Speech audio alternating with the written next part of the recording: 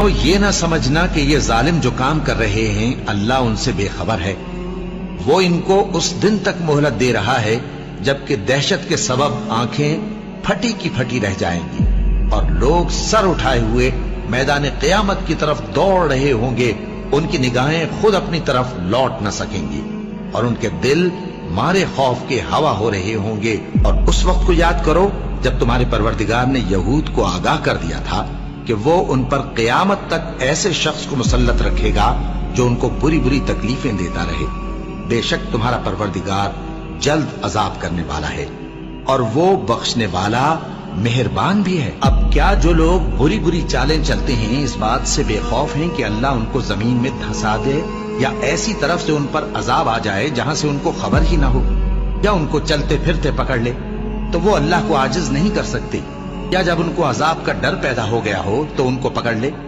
بے شک تمہارا پروردگار بہت شفقت کرنے والا ہے، مہربان ہے۔ کیا وہ لوگ جو برے کام کرتے ہیں یہ سمجھے ہوئے ہیں کہ یہ ہمارے قابو سے نکل جائیں گے؟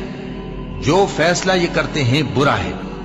یہ لوگ اپنی تدبیروں میں لگ رہے ہیں اور میں اپنی تدبیر کر رہا ہوں اور میں ان کو مہلت دیے جاتا ہوں، میری تدبیر بڑی مضبوط ہے۔